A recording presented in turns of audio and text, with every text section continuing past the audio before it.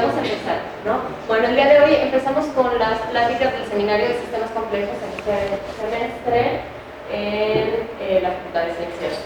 Y bueno, realmente para mí es un gusto enorme tener al doctor Fernando Angulo Brown, que es nuestro ponente el día de hoy. Y él es profesor investigador en la Escuela Superior de Matemáticas en el Instituto Politécnico Nacional. Y nos va a platicar sobre un tema que creo que es bastante interesante en general para los que vivimos en la Ciudad de México, todo lo relacionado a sismos, ¿no?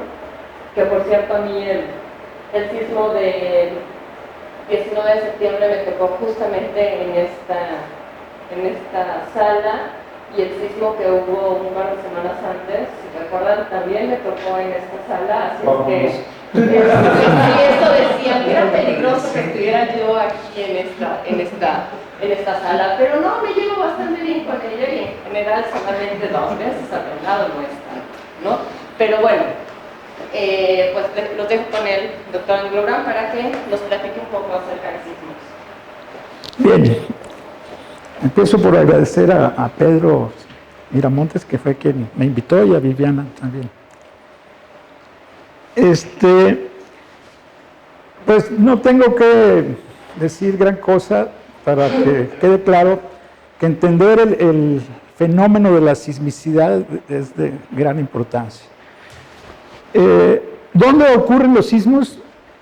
Pues podríamos decir que en cualquier punto de la corteza terrestre. Aunque hay lugares preferentes para la localización de epicentros. De hecho, las manchas rojas de esa lámina son epicentros de sismos en distintas partes del mundo, y gracias a la localización de los epicentros se fue configurando el mapa de las placas tectónicas. Entonces, uno de los subproductos de haber aprendido a catalogar y medir los sismos es la localización de las placas tectónicas. Por ejemplo, esta superficie que estoy señalando es la famosa placa de Nazca, que es una placa que se está subduciendo por debajo del continente sudamericano, podríamos decir. Y la que más nos afecta a nosotros es esta especie de triángulo que está aquí, que es la placa de Cocos, que es la que produce los principales sismos de nuestro país. Y así queda también muy bien configurado esta estructura que le da la vuelta al Océano Pacífico y que se llama el Gran Cinturón de Fuego del Pacífico. Pero eso no quiere decir que solo en esas fronteras entre placas tectónicas se produzcan los sismos. Me regresé. Bien, ¿y qué es la corteza terrestre? Pues la corteza terrestre es la capa más exterior del planeta Tierra, que tiene un grosor, que digamos, con valores distintos para los fondos oceánicos y los continentes. En los fondos oceánicos tiene un grosor más o menos de 7 kilómetros, y en los continentes de algunas decenas de kilómetros. Y se suele decir en los libros de divulgación, por ejemplo, que el ancho de la corteza es al diámetro del planeta Tierra más pequeño que la cáscara de una manzana a la manzana.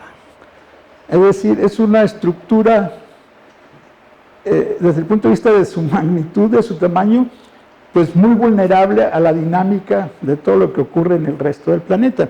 Aquí hay un corte transversal, esquemático por supuesto, donde está dibujado el núcleo central, que es sólido, debido a las grandes presiones, a pesar de que tiene grandes temperaturas, y un núcleo exterior, líquido, y después de esta frontera empieza la llamada zona de convección, el manto terrestre, que, discúlpenme, no apagué esto.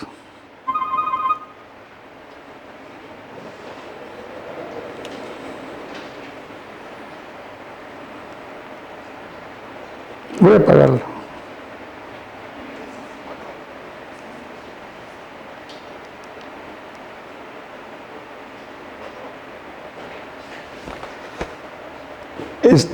Bien. Esta zona, o el manto terrestre, es una zona de material viscoelástico que fluye, pero a velocidades muy lentas. Tanto que uno se lo puede imaginar como un proceso cuasi estático. Se dice que la velocidad de estas celdas de convección que están dibujadas, que hay todavía un debate de si son 2 capas de convección o una sola. Este dibujo lo tomé de alguien que cree todavía en las 2 capas de convección. Bien, la velocidad media de ascenso y descenso de este material viscoelástico del manto terrestre se dice que es del orden de la velocidad de crecimiento de las uñas. De tal forma que estos ciclos se completan en mega años, en millones de años. Bueno, aunque otros dicen que duran algunos cientos de miles de años nada más. De cualquier manera son procesos muy lentos y en su evolución arrastran a las placas tectónicas del planeta y las ponen en movimiento relativo unas contra otras, y así hay movimientos de convergencia entre ellas, que son las zonas de subducción, donde la placa oceánica, hecha principalmente de basalto, que es más denso que el granito, se está metiendo por debajo de las placas continentales, pero también hay regiones de frontera entre placas donde se están alejando una de la otra, permitiendo que salga nuevo material desde la corteza. Y un ejemplo clásico de eso es la dorsal del Atlántico, que es una estructura que viene casi desde el polo norte hasta el polo sur, a lo largo del Atlántico, donde está saliendo nuevo material. Y, por ejemplo, una de las características más notables es que ese fenómeno generó Islandia, que es una isla grande y con mucha actividad volcánica. Bien, todo esto ocurre, los fenómenos que ocurren en el interior de la Tierra, el manto, el núcleo, son extraordinariamente complejos, pero todas tienen que ver con la pertinencia de la Tierra para tener vida.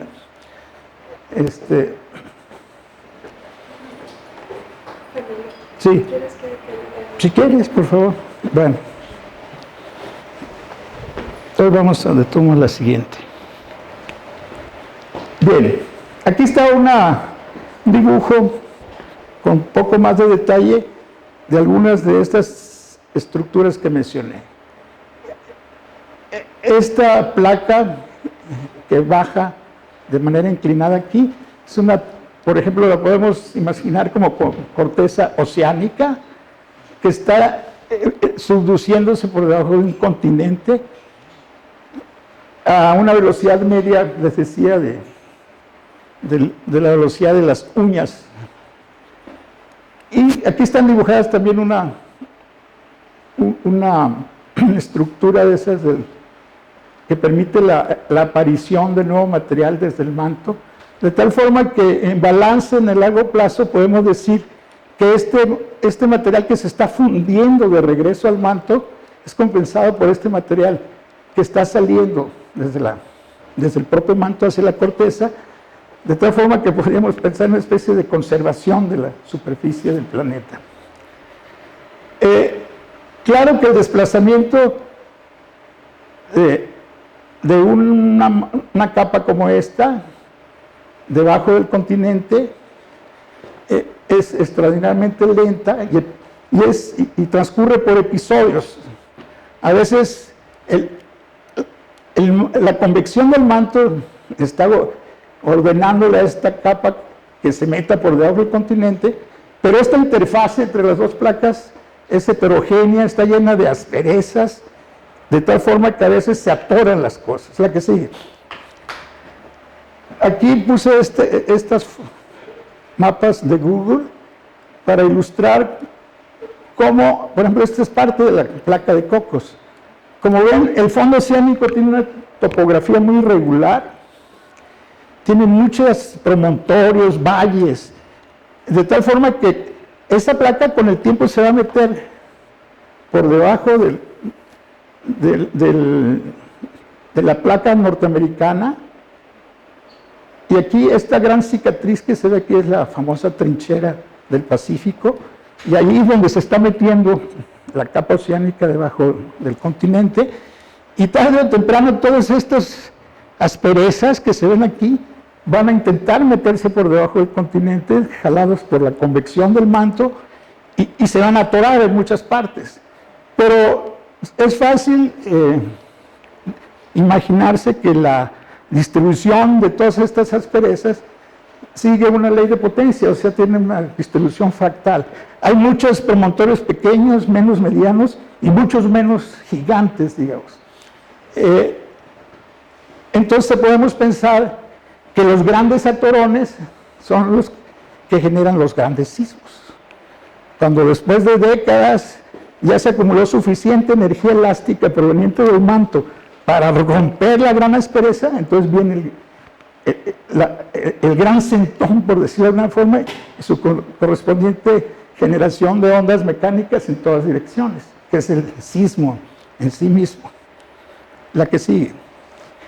Bueno, esta es la forma típica de un sismograma, es decir, el sensor está inerte hasta que de pronto empieza a sentir estas primeras oscilaciones que se llaman las ondas primarias, y después de un periodo relativamente corto, de poco más de 20 segundos, suelen llegar las ondas superficiales, que suelen ser las más destructivas, que producen amplitudes más grandes, y incluso llegando a provocar resonancias con las frecuencias naturales de algunas edificaciones, ¿no?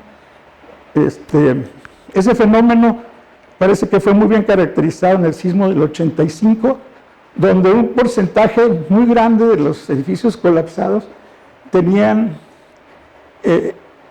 alrededor de 12 o 14 pisos, cuyo periodo natural de oscilación era 2 segundos, que coincidía con el periodo o la frecuencia dominante del sismo ese que vino de Lázaro Cárdenas. Curiosamente, en el sismo del 19 de septiembre del 17, el periodo dominante fue de 1 segundo, de 1 hertz.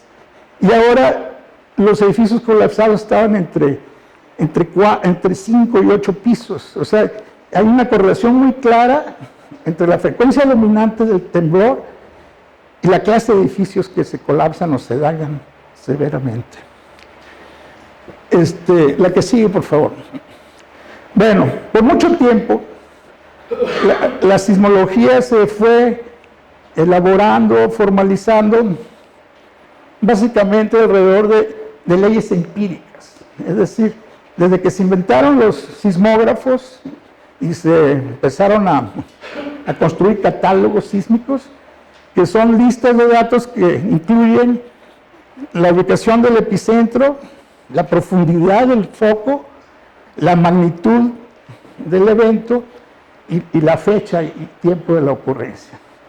A través del estudio de esos catálogos de sismicidad se empezaron a buscar regularidades y podríamos decir que la ley más venerable de la sismicidad mundial fue la que fueron construyendo Gutenberg y Richter en Caltech, que se fue publicada en una de sus versiones en 1944 y está aquí. Dice que el logaritmo del número de sismos con magnitud mayor o igual a m es a menos bm, donde estos coeficientes a y b tienen que ver, la a sería el valor cuando están todos los sismos del catálogo, por pequeños que sean. Por ejemplo, si ponemos aquí un 0, pues estos queda A, y el antilogaritmo de eso es el total de sismos de la región.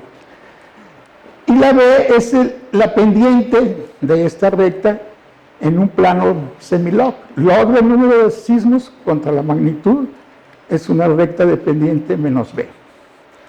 Y hoy en día se cree que el valor de B promedio mundial es muy cercana a 1. Luego vamos a platicar más de eso. Y también se propusieron leyes empíricas como la relación de Utsu y Seki, que relaciona la magnitud del sismo ocurrido con el área de ruptura del tal sismo, con una relación también semilogarítmica de este tipo. Y quizás la más antigua de todas es la famosa ley de Mori, que tiene que ver con el número de réplicas que genera un sismo importante. O sea, a partir del sismo principal empiezan a ocurrir sismos derivados de ese que varían, cuyo número en el transcurso del tiempo también va como una ley de potencia. A partir del T0, que es el día que ocurrió el sismo principal, y entonces van decayendo hiperbólicamente el número de sismos réplica del principal. La que sigue. También Gutenberg y Richter propusieron una ley para la evaluación de la energía liberada por el sismo. Aquí faltó una E mayúscula y no lo corregí. Esta no voy a insistir en ella porque esta es una cosa todavía muy controversial, los tiempos de presentación de precursores sísmicos. La que sigue, por favor. Bueno, entonces, hasta los 80s podríamos decir que las relaciones principales de la sismicidad eran esencialmente empíricas, basadas en los catálogos. Y fue hasta, sería por ahí del 85, 86, Perlbach y coautores publicaron un artículo, primero en Physical Review Letters y luego en Physical Review A, sobre un nuevo concepto que ellos bautizaron como Self-Organized Criticality, procesos críticamente autoorganizados, y lo presentaron a través de un modelo que se volvió canónico en la materia, que es la llamada pila de arena, que seguramente muchos de ustedes conocen. Bueno, esta Gutenberg que está dibujada aquí para un catálogo con valores confiables mayores que 4 es del mundo real, incluso es para la costa mexicana en un cierto intervalo largo de tiempo, y aparece aquí una pendiente y aquí otra. Esta rodilla alrededor del 7.5 ha estado ubicuamente localizada en muchos catálogos del mundo, y hoy en día ya se tiene una buena explicación para la aparición de esa rodilla. Es decir, en una verdadera ley de Gutenberg del mundo real siempre existe dos exponentes de escalamiento, uno que va prácticamente desde 0 hasta 7.5 y otro exponente para los macrosismos, digamos, mayores que 7.5, y eso tiene que ver con el espacio donde ocurren los sismos, que dijimos que era la corteza, que desde el punto de vista de la longitud y la latitud, cualquier ruptura de la corteza tiene a su disposición un intervalo infinito que le da vueltas a la corteza en la longitud y en la latitud, pero en la profundidad no tiene a su disposición un intervalo infinito. Está limitada la H de la zona quebradiza de la corteza. A lo más, en algunos casos, puede ser de 100 kilómetros, aunque hay algunas excepciones, pero el punto es que el cambio de escalamiento se debe a que los macrosismos no tienen a su disposición un espacio infinito para desarrollarse porque están acotados por la coordenada radial. Bueno, y aquí en la parte baja de la lámina hay una ley de Gutenberg-Richter elaborada con un modelo críticamente autoorganizado. La que sigue. Voy a pasarme todas estas escaleras que pertenecían a la otra conferencia. Esta también, todas estas. Aunque esas escaleras las pudimos reproducir por un modelo críticamente autoorganizado. Les voy a pasar también. Me voy a detener aquí. En 2007, un tesista nuestro pudo hacer el siguiente experimento, es decir, aunque había un antecedente en Feder y Feder, se reprodujo este diseño para analizar la sismicidad en un modelo de juguete, digamos. Aquí está un ladrillo de aluminio cubierto con una lija de un cierto grado en la parte inferior del ladrillo y deslizando sobre una pista como de 70 centímetros, hechos con lijas también de distintos calibres, con una energía de entrada proporcionada por una cuerda de pescador que da vueltas en esta polea y se conecta a un motor que lo está jalando con velocidad constante, y entonces lo que se obtiene es una sucesión, una serie de tiempo de este estilo, es diente de sierra, es decir, se carga de energía, el ladrillo pronto está parado, se sigue metiendo energía al sistema, se va acumulando la energía y de pronto se desliza súbitamente hasta que se para y empieza de nuevo a guardar energía hasta que se vuelve a deslizar y se genera una serie de atorón, deslizamiento, y con la que sigue de tal forma que la estadística global de esos fenómenos de atorón, deslizamiento, se parece mucho a las leyes de Gutenberg-Richter en 3 dimensiones, digamos. Y aquí está, y se pudo probar que si el ladrillo tiene masa M0, el evento máximo está por aquí. Sin embargo, si se aumenta a 2 veces la masa, el ladrillo deslizante, el evento máximo posible está por acá. Y si se aumenta a 3 veces la masa original, los eventos máximos están por acá. Entonces, aquí ocurren 2 características casi obvias. Cuanto más grande es la masa del ladrillo deslizante, es capaz de realizar deslizamientos máximos más grandes que en el caso de los ladrillos menos pesados. Pero no solamente se produce un deslizamiento más grande en el caso de masas más grandes, sino que la pendiente de la recta semilog, este es el logaritmo del número de eventos con amplitud A, y esta es la amplitud. Entonces, esas 2 cosas dependen mucho de la masa del ladrillo. Y claro, de la naturaleza de la lija también. Digamos que aquí estamos viendo una metáfora de los Andes, y aquí, digamos, una metáfora de nuestras modestas sierras, de la Sierra Madre Occidental o Oriental, ¿no? Entonces, desde ese punto de vista, esperemos que México nunca tenga que sufrir hasta 9.5, como sufren las costas chilenas y peruanas a veces, ¿no? Bien, la que sigue. Entonces, en base a toda esta fenomenología de la que he estado hablando, Per Bak y coautores se dieron cuenta que muy probablemente la dinámica de la corteza terrestre se debía a que se encontraba ella en un estado críticamente autoorganizado y que la firma de ese estado era la sismicidad. Bueno, luego en los 90s, Per Bak solo publicó un libro de divulgación que se llama How Nature Works, en la cual empieza apareciendo este dibujo, reminiscencia de la Capilla Sixtina, ¿no?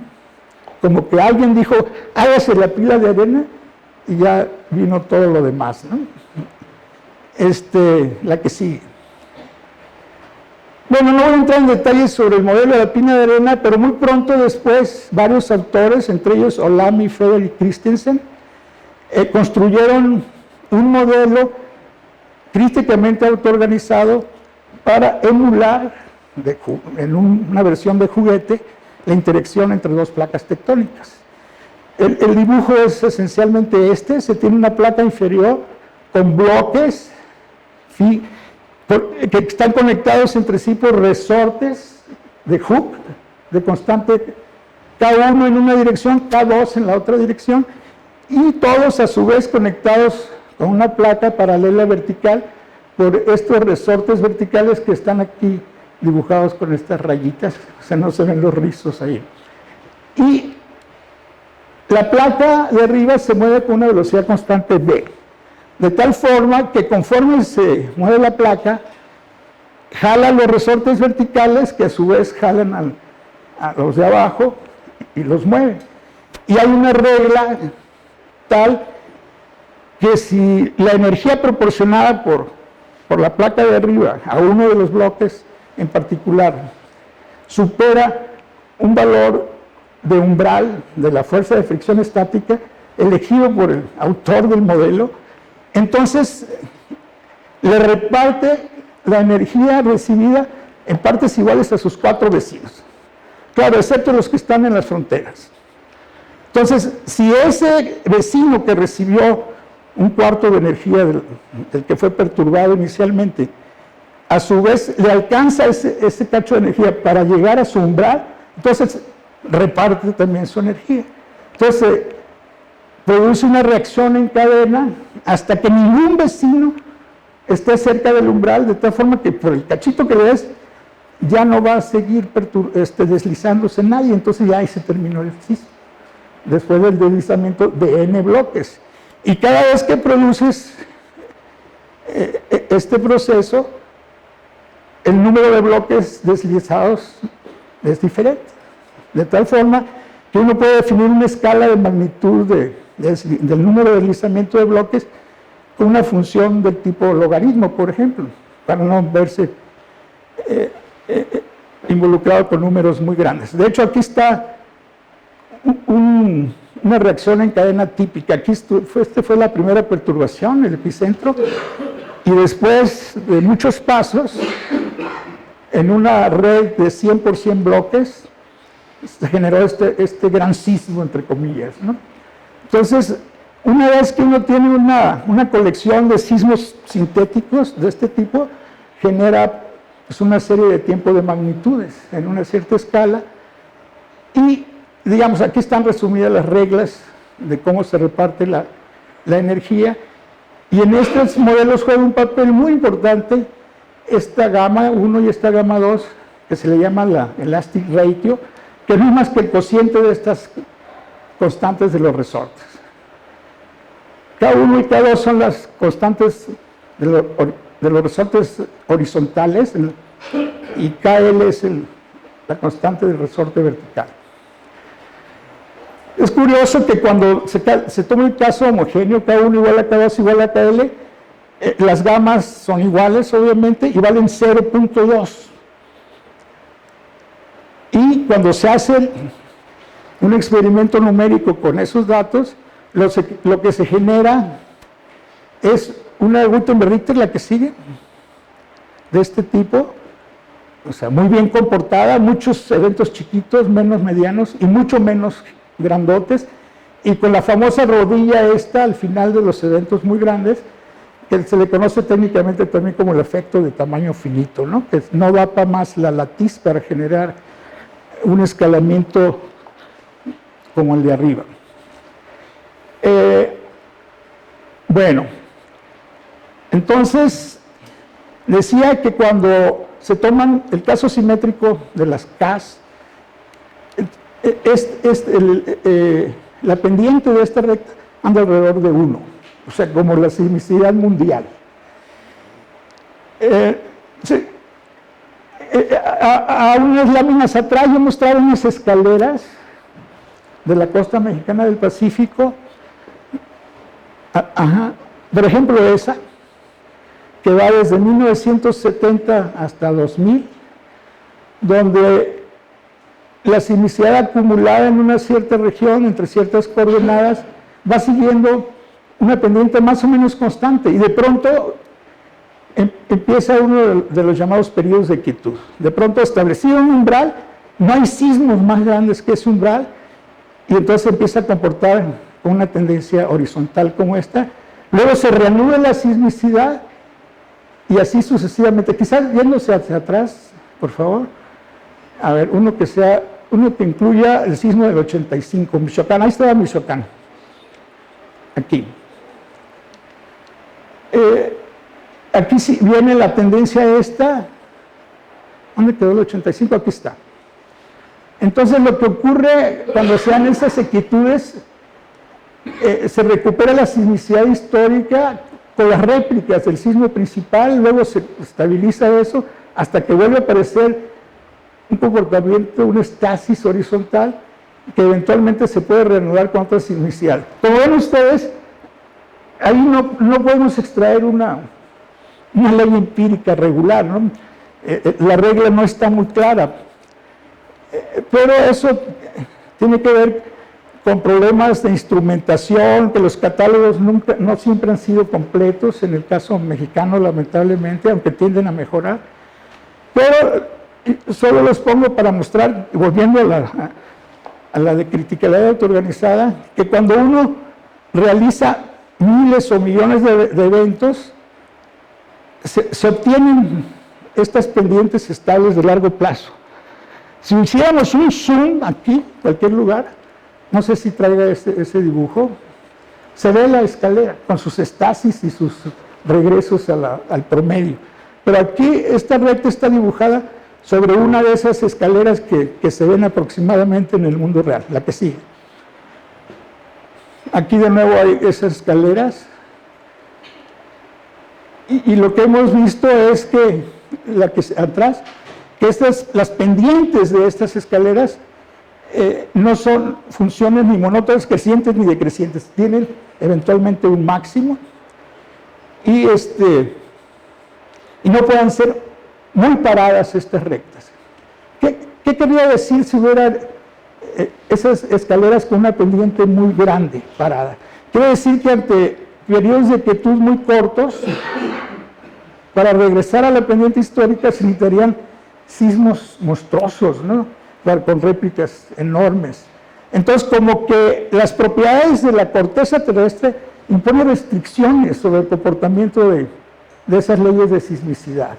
Por ejemplo, en Gutenberg-Richter, regresamos a una Gutenberg-Richter, hemos siempre tenido la intuición de que la Tierra se encargó de que esta recta ni fuera muy parada con un corte muy corto aquí, o muy acostada con un corte muy largo acá, porque si las pendientes fueran muy chicas, el sismo máximo sería muy grande, y quizás eso no sería bueno para la estabilidad de las islas, de los istmos, y aún de ciertas características continentales. Sin embargo, si la ley de Gutenberg-Richter tiene una pendiente muy grande, el sismo máximo sería muy chico. Y eso no sería bueno para la liberación de la energía del manto terrestre. Como que la autoorganización del sistema manto-corteza de tierra se las ingenió de algún modo para optimizar la pendiente de la ley de Gutenberg-Richter en uno, que es una forma parsimoniosa de deshacerse de la energía del manto que está mandando sobre las placas tectónicas. Esa es nuestra conjetura y hemos estado intentando probar eso de alguna manera. Adelante. Adelante. Bueno, aquí hay más ejemplos de series de tiempo de esas, no me voy a detener aquí. Y más, eso era para la otra conferencia.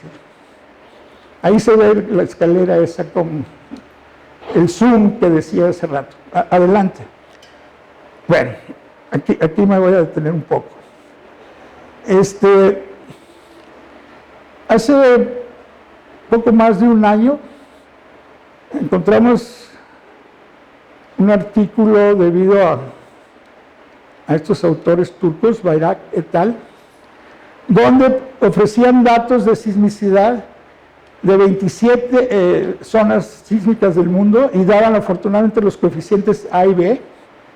Entonces, pusimos los 27 pares de A y B en este plano, e hicimos una regresión lineal y encontramos que la A se podía escribir 3.92 veces 96 la B y con este valor de la ordenada en el origen.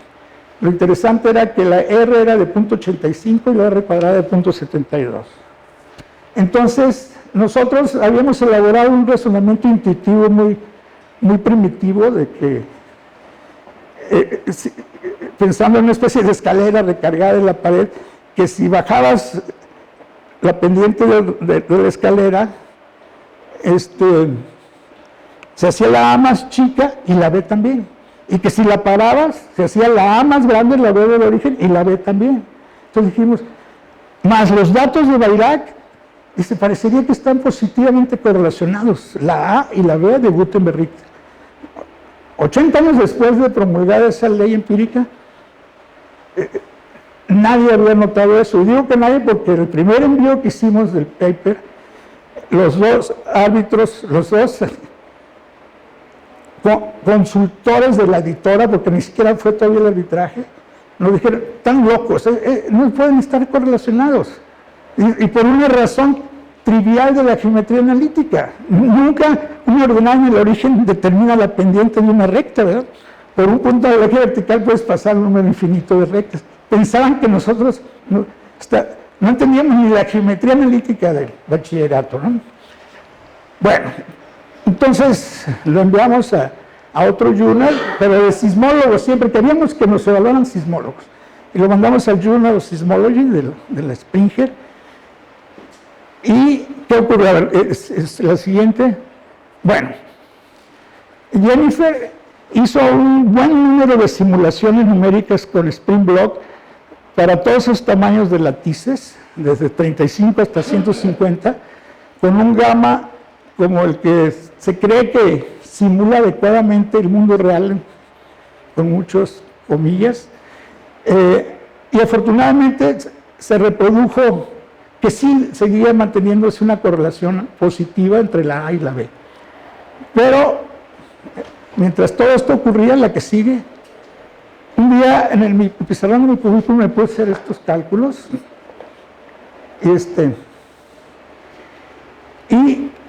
y combinando puras relaciones bien conocidas de la sismología, ocurrió lo siguiente. Ahí está, Gutenberg-Richter común y corriente, ley de Utsu de las áreas y la magnitud. Esta relación que fue descubierta por un sismólogo japonés, Aki, que relaciona el número de eventos en una región con la superficie de la región elevado a este exponente, donde esa B mayúscula es justamente, donde él propone y demuestra que es el doble de la B de Gutenberg-Richter en esa zona.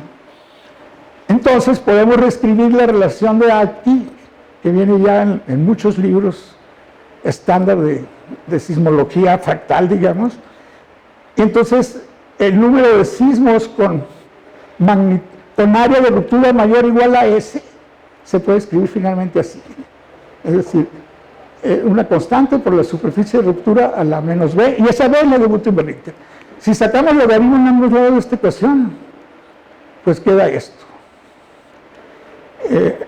Y si esta la mezclamos con la Gutenberg-Richter tradicional, rápidamente se llega a que sí están positivamente correlacionados, y A es 4B más log C, donde esa C es la misma constante que aparece acá.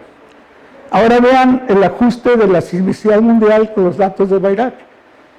3.96B más esa ordenada en el origen. Bueno, pero nosotros mismos a mediados de los 90 habíamos publicado, si nos regresamos a lo de Guerrero, por favor, más atrás está.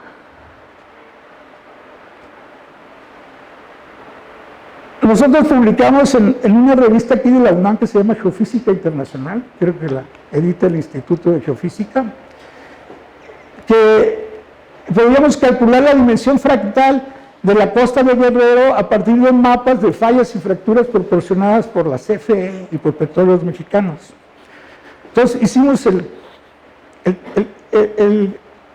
clásico método de conteo por cajas, es decir, se agarra la región de interés y se cuadricula en cajas de diferentes tamaños. Y luego se hace una gráfica, la que sigue, no sé si para atrás o para adelante, esa. del número de cajas que se necesitan, de tamaño R, que se necesitan para cubrir todos los garabatos esos de la región. Entonces encontramos que la pendiente de esta recta valía 1.64, y como había mostrado Aki y Turcotte y otros, eso era muy aproximadamente el doble de la B de Gutenberg-Richter de esa región. Es decir, la forma de la distribución de fallas y fracturas se puede decir que finalmente caracteriza la sismicidad de la zona también, a través de la B de Gutenberg-Richter. Y entonces, en el artículo de Geofísica Internacional, no está aquí todo eso, pero ofrecimos suficientes datos que mostraban que era bastante factible que este valor sí era el doble de la B del estado de Guerrero. Entonces, nosotros discutimos y dijimos, no tendría por qué, si extendemos esta recta hasta el cruce con el eje vertical, podríamos encontrar la constante que necesitamos en la fórmula que encontramos. La que sigue, donde estaba la algebrita esa, la que sigue, hasta más adelante, la que sigue, más, esa. Entonces, dimos una serie de argumentos para mostrar que esta C podría ser la C de la relación fractal que habíamos medido o calculado en el estado de Guerrero casi 15 años o más antes. ¿Y cuánto nos dio la C? El logaritmo de esa C. ¿Cuánto era la del ajuste de Bayrak? ¿Te acuerdas? Era, ahí está, 3.62 más menos 0.38. Pues la que da usando los cálculos de las propiedades fractales del Guerrero, daba ¿cuánto? 3.9, algo así, ¿no? O sea, dentro del intervalo este. Bueno, este artículo lo publicamos a principios del 2008 y muy heterodoxo, porque estábamos ofreciendo una propiedad de Gutenberg-Richter que nadie en el mundo de la sismología reconocía como verdadero. Bueno, ya lleva más de un año publicado y todavía no hemos recibido réplicas, digamos, que ya es ganancia, ¿no? La que sigue.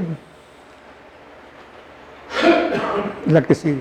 Bueno, entonces nos planteamos si queremos que la idea de que la corteza terrestre es un sistema críticamente autoorganizado tenga más bases, como ya lo han reconocido algunos sismólogos, como Geller en el 96, tendríamos que reproducir más propiedades de la sismicidad real a base de modelos críticamente autoorganizados. Entonces descubrimos que en el 80, Kanamori, que es un patriarca de la sismología, él estaba en Caltech, creo que murió recientemente, era muy viejo, publicaron un artículo, Ruff y Kanamori, donde descubrieron esta especie de regularidad en la sismicidad mundial. Pudieron correlacionar la edad de las placas tectónicas que tomaron de 0 a 160 millones de años, tomaron en cuenta las mediciones de la velocidad relativa de subducción, de 0 a casi 12 centímetros por año, y en las bandas diagonales ubicaron la magnitud del sismo más grande característico de cada zona de subducción. Por ejemplo, Chile ha llegado a tener 9.5 de magnitud MW en 1960. No sé si han oído hablar de este gran temblor. El profesor Sinan Lomis creo que lo vivió en persona. Fíjense cómo y Chile es una, y Nazca, que es la placa que se está metiendo por debajo del continente, para todo fin práctico, la superficie móvil es la del fondo oceánico y la fija es la de la cara interna del continente. O sea, los más nuevos, ¿sí? Los viejos, sí, son los que tienen peores terremotos. Eso es lo que estoy a punto de decir. Tal como él ya lo dijo, pues ya no lo digo. En efecto, cuanto más joven la placa y más grande la velocidad relativa, acá están los superterremotos. Ahí está, fíjense cómo aquí está el del Chile, otro chileno de 8.5, otro de 9, y luego vamos bajando en velocidad relativa y vamos envejeciendo las placas, y ahí está la distribución de máximos sismos característicos. O sea, el más grande que da Nazcas en el sur de Chile es de 9.5. Eso es lo que dice este argumento.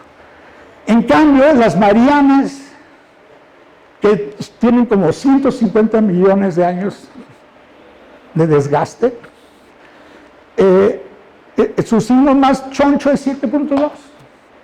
Y ahí hay un montón de combinaciones, de tal forma que la relación que combina m con edad y con velocidad es una forma bilineal. No sé si traemos la ecuación ahí. Ahí está puesta, mira. La m es menos la edad de la placa más un número, la velocidad de la placa. Una forma bilineal.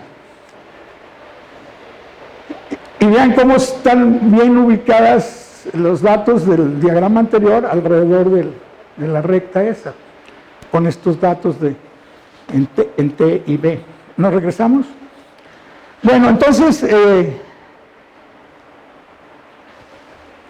a la persona que hizo el experimento del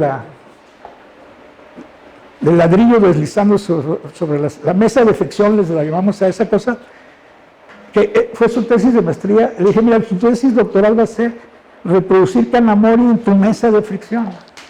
¿Te interesa? Y dice, sí, claro que sí. Y como a las 2 meses aceptó un cargo administrativo en un lugar, y le dije, oye, fulano y tal, ¿vas a tener tiempo de volver a echar a andar tu mesa? Dice, claro que sí. Han pasado 10 o más años, ¿no? Y sí, la voy a hacer. Conoce esa historia, bueno.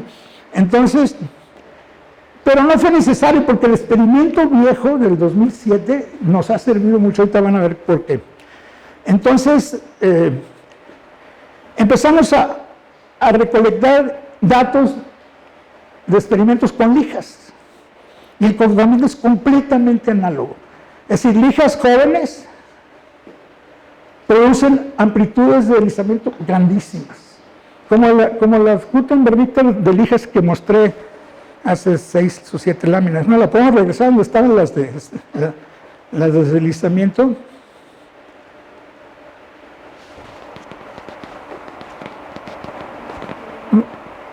Estaban ya más atrás, más. Esta. Vean, lija joven, amplitud grande. Bueno, es que esta no era de juventud, era de masa, ¿verdad? Pero por ahí tenemos las Gutenberg-Ritter de deslizamientos de lijas con hasta 6 corridas sucesivas. Y es impresionante cómo la podemos jalar. Ahorita lo va a intentar Jennifer. Pero el comportamiento es así, ¿no? La lija nueva, primera corrida. Segunda corrida, baja el deslizamiento máximo. Y entonces al mismo tiempo, aquí están. Después de 5 corridas, no solamente cambia la pendiente, sino que cambia el evento máximo. Otra vez el comportamiento ese de correlación positiva entre A y B en lijas. Bueno, y aquí se ve también muy claramente. Estas son lijas de grano grueso y estas son lijas de grano flaco. Como estas lijas producen eventos máximos pequeños y estas lijas producen eventos máximos enormes en lijas. Y lo que hemos podido demostrar, bueno, descubrir primero y demostrar después, es que tanto en el mundo real como en las lijas se puede relacionar la edad o el desgaste de las lijas o la edad de las placas con el coeficiente elástico gamma del modelo Spring Block. Y esta demostración la terminamos antier. Y como no ven ahí, yo traje el pizarrón por si la quieren ver. Entonces, todo quedó correlacionado muy creíblemente. El modelo Spring Block de Olami, Feder y Christensen, los experimentos con lijas y el diagrama de Kanamori. Son una y la misma cosa fenomenológicamente hablando. Ese artículo lo mandamos, ¿hace cuánto? Como un par de meses, y ya está aceptado en el Pure and Applied Geophysics. La que sigue. Bueno, teníamos otras cosas de Kanamori por ahí. Ok, ahí está. Bueno, aquí está la reproducción de Kanamori con Spin Block. Hay un diagrama de Kanamori para Spin Block. Claro, todo está entre comillas porque hicimos un mapeo de escalas, contando el número de bloques perturbados, etcétera, pero salió bastante razonable el diagrama de Kanamori, en el sentido de que los chonchos están arriba a la derecha y los viejos están abajo a la izquierda, igual que en el mundo real. Y todo esto en Spin Block. Y de tal forma que el ajuste de las formas bilineales, esta es para... Aquí está la sintética. También anticorrelacionado con la edad y positivamente correlacionado con la velocidad relativa, el mismo comportamiento cualitativo por lo menos. Bueno, moraleja, sí es razonable considerar a la sismicidad de la corteza del planeta Tierra como un fenómeno críticamente autoorganizado. Es decir, cuando ocurre una perturbación en una zona de interacción entre placas y ocurre una ruptura, la posibilidad de que se origine una avalancha de cualquier tamaño es distinta de cero. Abundan las avalanchas chiquitas, y luego siguen las medianas y unas cuantas gigantescas que son los macrosismos. Ley de Gutenberg-Richter, pero depende de esas reacciones en cadena. Cuando alguien ha querido ofrecer una versión didáctica de esta critical autoorganizada, siempre ponen el ejemplo de las fichas de dominó. Tenemos muchas maneras de distribuir las fichas de dominó en una superficie, pero muy pocas distribuciones son tales que la distancia entre ficha y ficha es la suficiente y la densidad de fichas también para que con el consumo de energía produces una respuesta catastrófica. Las tumbas todas, ¿no? Claro, en los programas de televisión, si queremos repetir el caso, lo tenemos que mandas a los empleados a parar las fichas y a volverlas a acomodar en estado crítico, organizadas en estado crítico. En la frontera de Cocos o Nazcas, nadie para las fichas de nuevo, ¿no? Por eso se llama que se autoorganiza el sistema en un nuevo estado escrito, crítico. Es decir, nunca se alcanzan estados estables en estos sistemas, solo estados metaestables. Y hay un tiempo de recurrencia dependiendo del sistema crítico de que se trate. No solamente la sismicidad tiene esta dinámica críticamente autoorganizada. Se cree que ciertos fenómenos de las bolsas de valores también, ¿no? Y otros. Bueno, ¿cuáles otros? Pues las pistas de lija. Ustedes dirán, ¿y por qué? Pues imagínense que el bloque está en una lija infinita, pues siempre le va a estar pasando el Gutenberg-Richter de deslizamiento.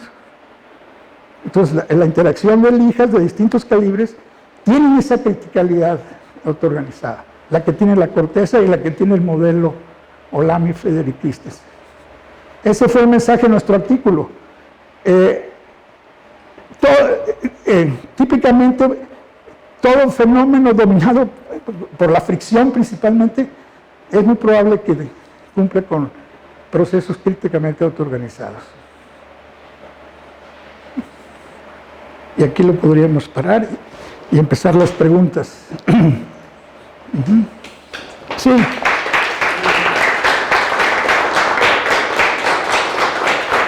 Quería tocar el primer hilo de la mesa de gestión, pero está muy interesante, ¿no? Sí. Puede hacer experimentos, ¿no? Controlados. Sí.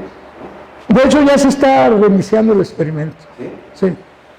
Probablemente alguien aquí de la UNAM podría ayudarte, como estudiante, ¿no? Ese experimento se está haciendo en la UAM Azcapotzalco, porque los que empezaron con eso fueron mis alumnos, pero eran de UAM Azcapotzalco. ¿Es muy caro el material? No. No, pues es una mesa súper estable mecánicamente y un motor giratorio. Ahí está este es el aparato, mira. Y esta mesa de fricción está guardada por ahí en el laboratorio, porque la mesa con la que se están haciendo los nuevos experimentos es otra mesa, ¿no? De Alejandro Ramírez. ¿Cómo funciona? Mira, aquí está un ladrillo que era de aluminio, cubierto por la cara inferior de lija, de un cierto calibre. Y deslizándose en una pista como de 70 centímetros de largo, en otra lija. Y la energía de entrada, la que va a mover al ladrillo, es una que proviene de este motor que le mete energía a través de esta cuerda de pescador que jala al ladrillo. Entonces lo va jalando a velocidad constante y el ladrillo va teniendo movimientos episódicos, la mayor de las veces pequeños deslizamientos y de vez en cuando un jalón grandote, que es el sismo máximo, y muchos chiquitos y menos medianos, de tal forma que genera finalmente una gota de Richter, este experimento. Ahí está, mira. Sí. Es que aquí hay unos bastidores donde está puesta la pista de arriba para que cada vez que hay un deslizamiento se registre aquí en un sensor tipo galga el deslizamiento y el tamaño del deslizamiento.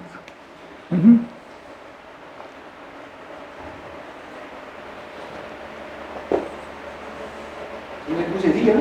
Sí, pues sí, sobre todo para los buenos experimentales como Carlos Alejandro Vargas, que fue el que lo hizo. ¿Alguien más? ¿Alguna pregunta? Sí. Se me ocurre que pudiera haber alguna fuente de error si hubiera que no hubiera resistencia entre las placas, sino que ¿cómo se dice?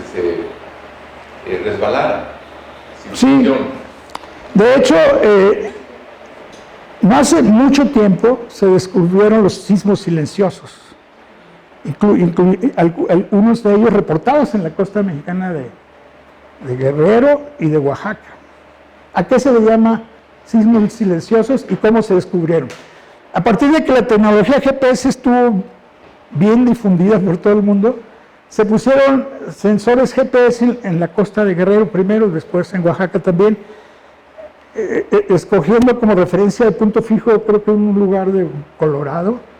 Entonces se empezó a medir el deslizamiento usando esa red de GPS y un buen día se descubrió, bueno, lo que típicamente ocurría de manera regular son esos pequeños deslizamientos de los que hablé hace rato, de las velocidades de las uñas, ¿no? Pero un buen día estaban ocurriendo deslizamientos mucho más grandes que lo de las uñas y durante 3 meses hubo un deslizamiento equivalente en energía a un 7.5, pero sin drama. O sea, los sismos destructivos liberan mucha energía en tiempos muy cortos, 1 minuto, 2 minutos, qué sé yo, pero este liberó la energía asociada a una ruptura con un área tal que la energía liberada fue de 7.5, pero ocurrió en 3 meses de duración. Entonces no hubo un burst de energía en el tiempo, ¿no? Se repartió parsimoniosamente durante 3 meses y luego se empezaron a detectar cada vez más en distintas partes del mundo estos sismos que se llamaron así, silent earthquakes. No sé si me estabas hablando de la posibilidad de un fenómeno así, o sea, hay regiones de la interfase entre placas tectónicas donde no hay asperezas prácticamente, o hay como valles así, ¿no? Ahora, tampoco se ha terminado de entender el papel que juega la distribución del agua en estas interfaces, pero se piensa que pueden llegar a jugar un papel. Pero, por lo menos la sismología rápida, la de los eventos rápidos y fuertes, esa cumple con todo lo que he dicho aquí. Esta no incluye los sismos silenciosos. No estoy diciendo que los sismos silenciosos no sean shock, self-organized critical systems o processes. Lo que estoy diciendo es que nada de lo que dijimos aquí toma en cuenta la existencia de esos sismos silenciosos. O sea, uno de los primeros fue descubierto aquí por los colegas del Instituto de Geofísica y lo publicaron en uno de los artículos fue en Geofísica Internacional en la revista de ellos. No hay ningún modelo experimental hecho, así como una estrellita o una especie de... El de hacia la Tierra. ¿No se pueden hecho cosas? A ver, ¿un modelo como cuál? Un experimento.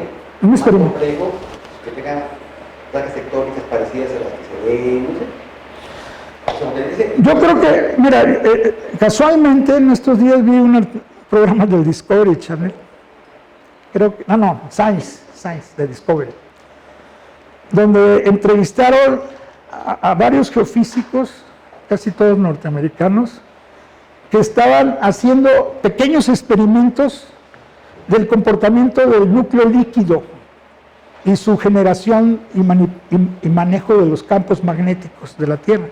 Y en chiquito ahí pusieron fluidos girando, que genera, con turbulencia, por cierto, con contenidos magnéticos que generaban campos muy parecidos cualitativamente a los de la Tierra. Y se hacen esos pequeños experimentos de juguete, digamos, pero conceptualmente muy significativos.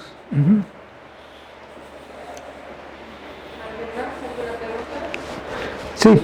Entonces, la idea es que domine el proceso disipativo. Entre más domine el proceso disipativo, más variabilidad tienes y a su vez está relacionada linealmente la intensidad máxima que se puede dar. Sí, eso es lo que creemos. Ahora, lo que estaba diciendo hace rato, que la forma como relacionamos, mira, la fuerza introducida por los resortes sobre los bloques,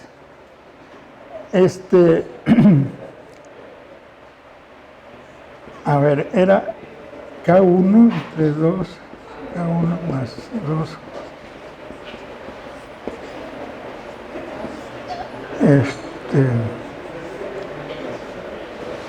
Aquí quedará la...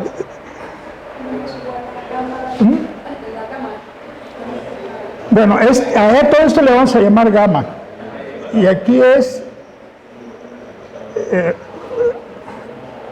¿cómo le damos al deslizamiento? Se me bloqueó.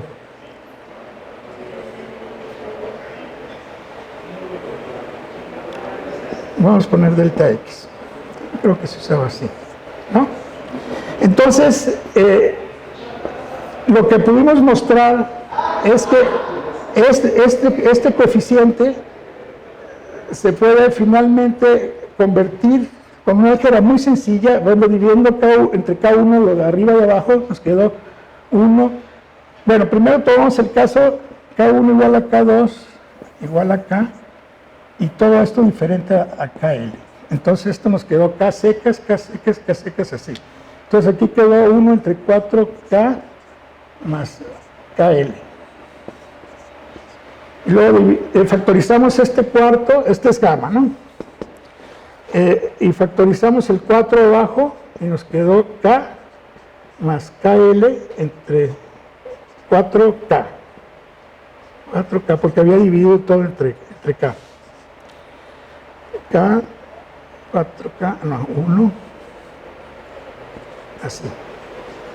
Entonces, entre 1 y KL, y luego escribimos esto como punto 25, elevamos este binomio, lo pasamos para arriba, KL en 4K, y luego, como estas son del mismo orden de magnitud, supusimos que KL es menor que 4K, entonces le llamamos X a este cociente, entonces esto se aproximó por el binomio de Newton a 0.25 por 1 menos X, entonces quedó, y este X es un número adimensional, es este cociente. Entonces dijimos, en el diagrama de Kanamori, la escala de tiempo va de 0 a 160 megayears, Entonces, si la edad de cualquiera de las placas, Chile, Mariana, la dividimos en 360, vamos a generar un número dimensional que también se mueve en el intervalo 0, 1. Entonces tenemos un comportamiento de la gama de spin block contra X, o lo mismo la edad normalizada, que es una recta dependiente negativa, de tal forma que cuando la edad es muy grandota, como en Marianas, entonces eso da 150 entre 160, y lo metemos aquí, le restamos a 1, multiplicamos por 1,25 y queda una gama chiquita aquí. En cambio, cuando estamos ante Chile, que la edad normalizada es pequeña, porque es 20 entre 160, vas a tener una gama grandota. Y entonces se justifica una relación lineal entre gamma y la edad de las placas. Ese fue el cálculo que hicimos, muy sencillo, pero con un significado, creemos que bastante claro. Porque un árbitro, el artículo se aceptó con minor corrections, entonces una de ellas era que mostráramos la linealidad entre gamma y la edad, ya sea de las placas o de las ligas. Ya teníamos evidencia experimental, pero luego ofrecimos esta demostración algebraica. ¿Cómo le dan carbono 14? O sea, le aplican a todo el material. ¿La edad de qué? La placa. Pues mira, Kanamori dice, y es todo lo que dice en su artículo, que las edades fueron medidas con deep sea drilling. Todo lo que dice que es. Sí, como miden la edad de los hielos en la Antártida y en el Ártico. Entonces el símil ahí fue que la K es el símil con la edad, Sí. es el símil con la rugosidad de la línea. Exacto, ese es el símil. La sustitución del resorte Sí. es el equivalente a tiempo, a la edad, A la edad. y es equivalente a la rugosidad de la línea. Sí. Dijimos en lenguaje coloquial, las Marianas es como si tuvieran los resortes todos desvencijados, ¿sí me explico? De los viejos que están. Eso pasa con los huesos. Hicimos un experimento, le poníamos al estudiante el peso en el pecho. Y entonces la parte elástica del pecho, el tórax, constante, va perdiéndose con el tiempo. Somos los viejos más Bueno, ok, pues, doctora, muchísimas gracias. A ustedes.